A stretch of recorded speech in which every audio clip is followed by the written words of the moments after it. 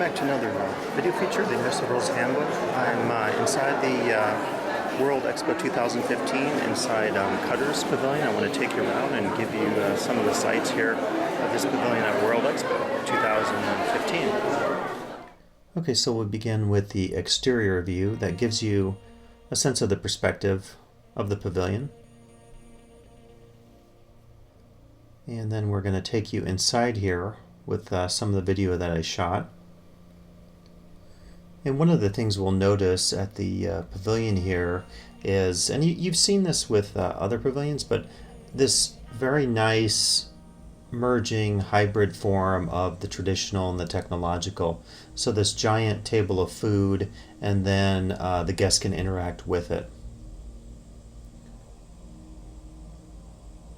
You're also going to see throughout the pavilion focus on Qatar's reliance on imports for some of its food, and then also an emphasis on the difficulty of getting water and efforts to focus on desalination projects. And you're going to see reference to both of those issues in this next area, and you see certainly the crates with the focus on importing in terms of the country.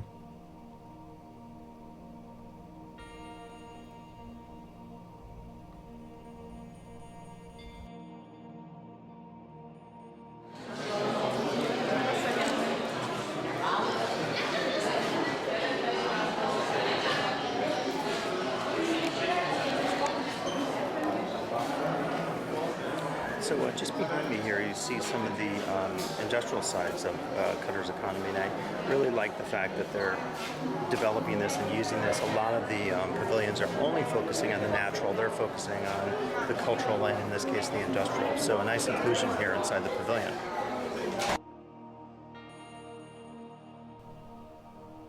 Okay, and then continuing through this section of the pavilion, you'll note there's a great deal of philosophical importance placed on the points here of being a global citizen. So I think, like other pavilions, the emphasis here is on doing something not just in terms of one's own culture, but contributing to the world in general, thus keeping with the civic theme and some of the United Nations themes that we've seen throughout the Expo in 2015.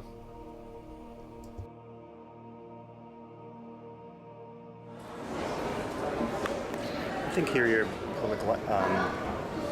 you'll be able to see a glimpse of some of the cool architecture and interior decor that they have inside the pavilion. So we go up the escalator.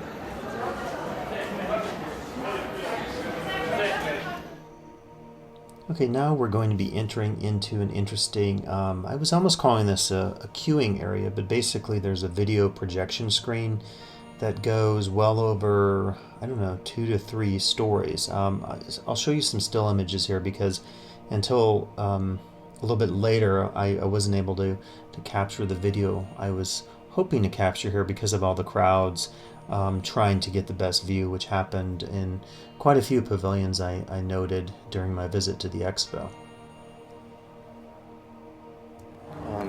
Hard to get a glimpse of, but a pretty cool audio-visual feature just behind us here, pavilion. Interesting queuing here.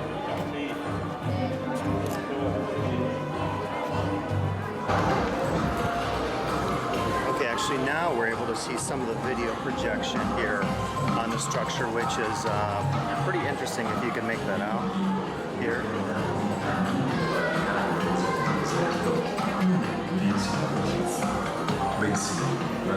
So we're just queuing down a circular ramp here, and the video is playing all around the structure. And then following the video projection at the exit, you can see they have a series of, not unlike Estonia's, cabinets or galleries where they have traditional crafts represented. And in a couple cases I didn't get, you can see there's a person working there on some basket work. And so this maintains a tradition that we often see at the World Expo in terms of having traditional folk life on display for people. And I think in some respects, as I've commented in other videos, it is somewhat dangerous because it can create for the guest the sense of an essence in terms of what we call essentialism, where we start to make assumptions about a culture in terms of its key features or foundations, when in reality there's much more diversity present than what is presented on the surface. But of course, that's always a challenge of the Expo tradition, is to present enough to show the foundations of the culture, but to not simplify it so much such that you are essentially focusing on essentials and nothing else in terms of more diversity of the culture. I hope you enjoyed this video feature today here inside the Qatar Pavilion at World Expo 2015, and please come back for additional video features of the Immersive Worlds Handbook.